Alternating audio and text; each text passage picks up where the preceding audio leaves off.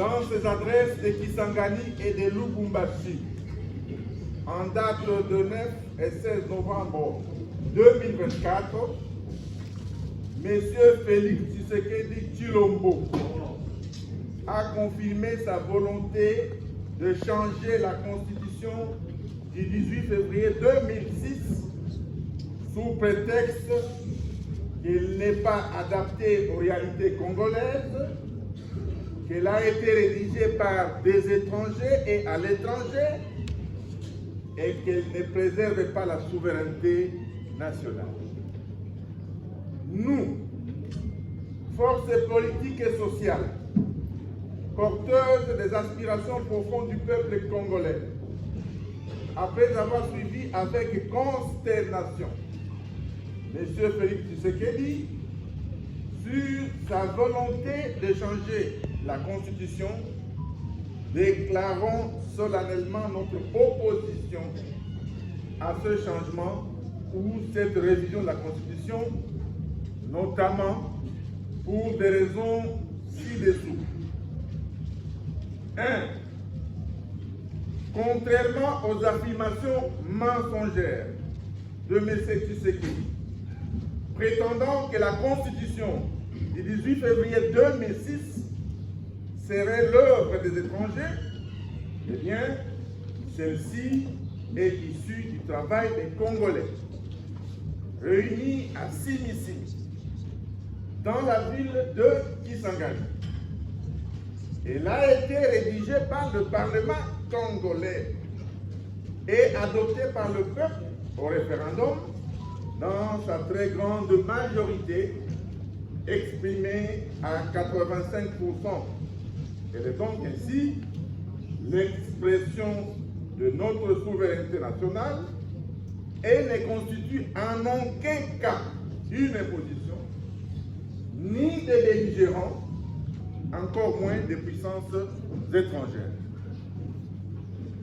La Constitution a été conçue pour assurer le bon fonctionnement des institutions de la République, prévenir les conflits internes, promouvoir et consolider la cohésion et l'unité nationale, garantir les libertés publiques, promouvoir l'état de droit, empêcher les dérives dictatoriales et garantir une alternance démocratique régulière.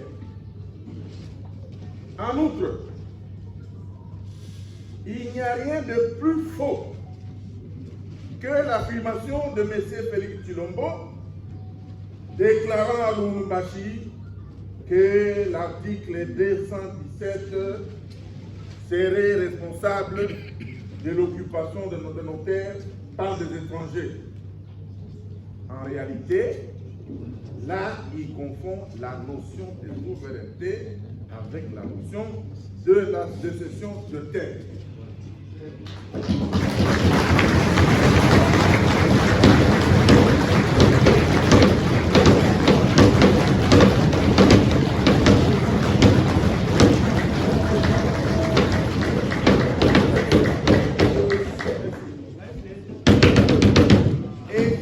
Besoin aujourd'hui de rappeler que dans notre pays, selon l'article 214, alinéa 2 de la Constitution, aucun millimètre, je dis bien aucun millimètre du territoire national ne peut être cédé à quiconque sans l'accord préalable du peuple congolais consulté par référendum.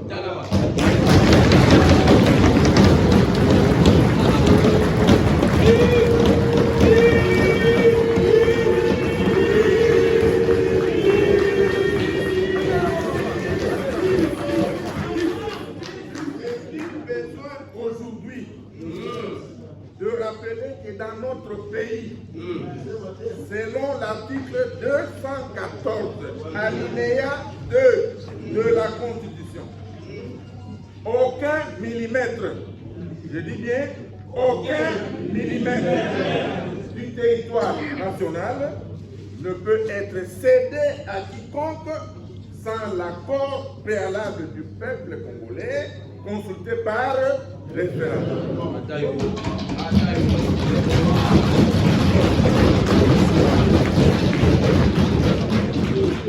Aucune disposition de la Constitution du 18 février 2006 n'empêche M. Tshisekedi Tshilombo d'améliorer les conditions sociales du peuple congolais.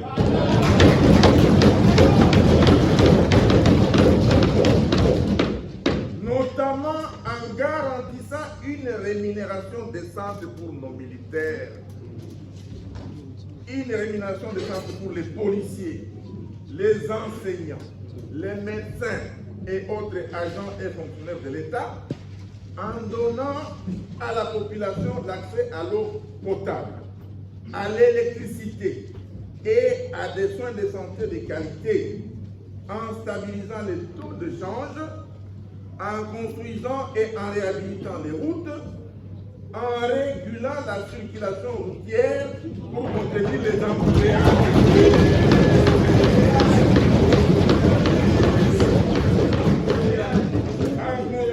Et en réhabilitant les routes, en régulant la circulation routière pour contenir les embouteillages, en récupérant Bunagana.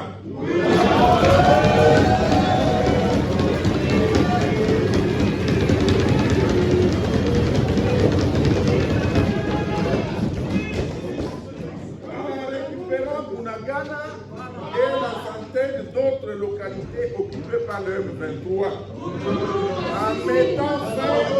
en mettant fin à la guerre à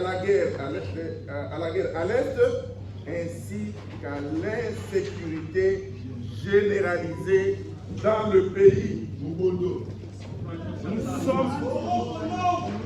Nous sommes tous témoins de ce que la souffrance du peuple congolais a atteint des niveaux tragiques et insupportables. La corruption et le détournement des deniers publics sont devenus des pratiques institutionnalisées.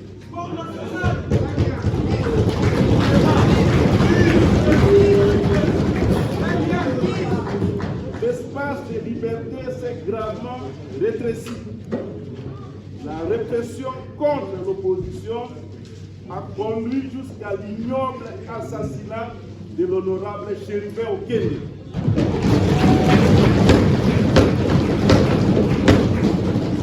Les violations des droits humains, le tribalisme, le népotisme, les arrestations arbitraires et détentions illégales des opposants, notamment à l'heure actuelle, Seth Kikouli, Jean-Marc Kaboun, Mike Mikebai et bien d'autres.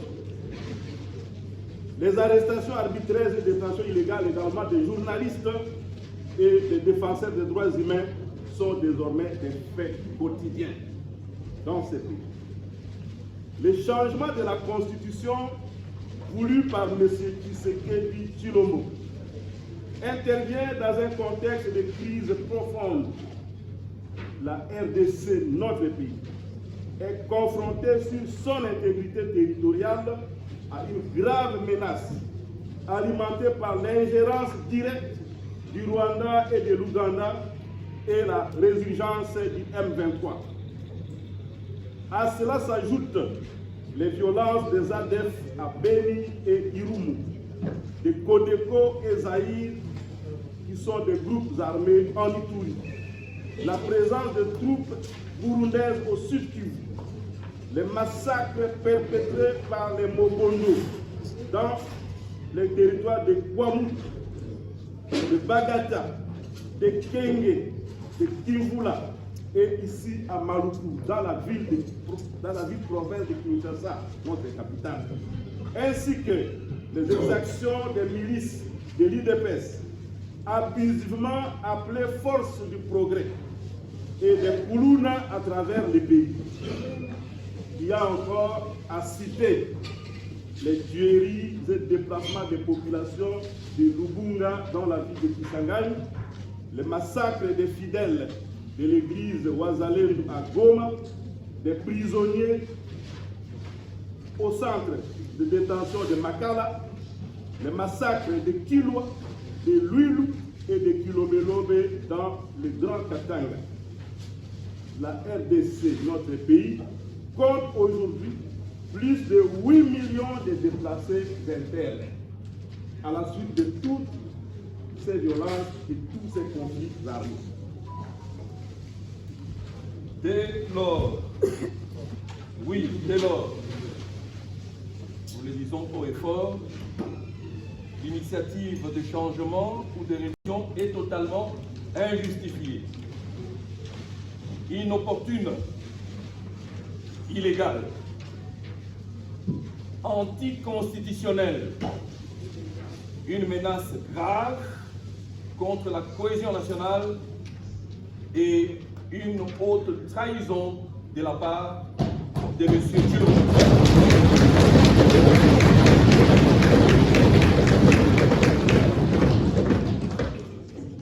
Il ressort de ce qui précède qu'au lieu de défendre l'intégrité territoriale de la RDC, notre pays, de s'attaquer au véritable problème du pays, de promouvoir la cohésion nationale, M. Tshisekedi, puisqu'il s'agit de lui, cherche à changer la constitution pour s'éterniser au pouvoir, du reste usurpé, et briguer un troisième mandat en violation de la...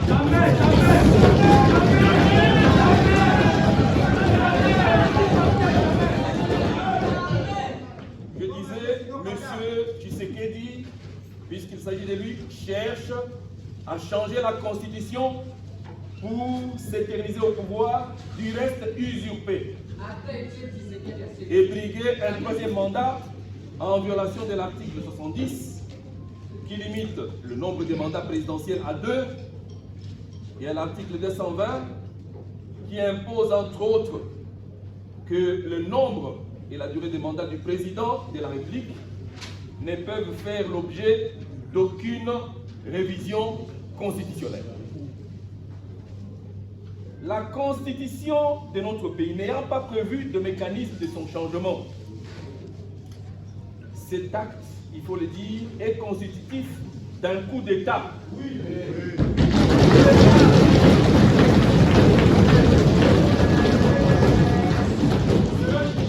Cet acte est constitutif d'un coup d'État et expose son auteur à des poursuites judiciaires pour haute trahison. À des poursuites judiciaires pour haute trahison, fait prévu à l'article 165 de celle-ci. Face à cette dérive dictatoriale de M. Tshilombo, les forces politiques et sociales lancent un appel solennel à toutes les personnes éprises de paix et de justice, patriotes, opposés à la dictature, de nous mobiliser tous ensemble pour faire barrage à ce projet macabre de changer notre pays. Appelle le peuple congolais à s'élever comme un seul homme.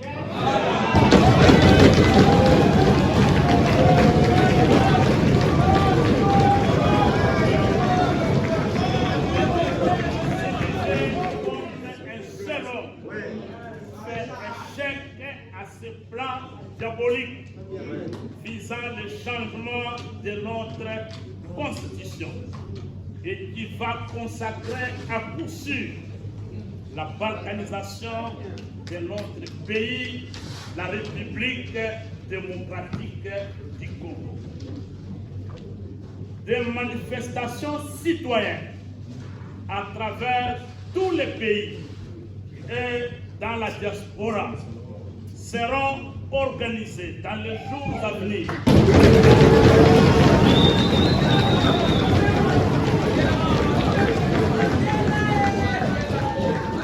Les manifestations citoyennes, disais, à travers tous les pays et dans la diaspora seront organisées dans les jours à venir pour défendre notre constitution et barrer la route à M. Félix Tshisekedi. Peuple congolais, l'heure est grave.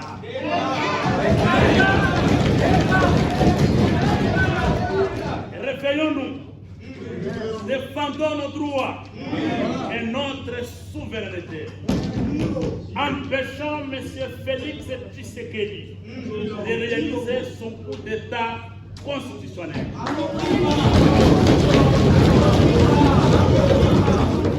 À l'unisson, nous disons haut et fort, pas de changement de constitution, pas de troisième mandat à M. Félix Tshisekedi.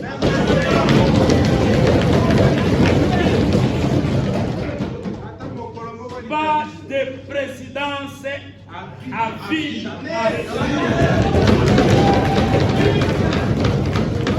Donc, pas de présidence à vie à la République démocratique du Congo.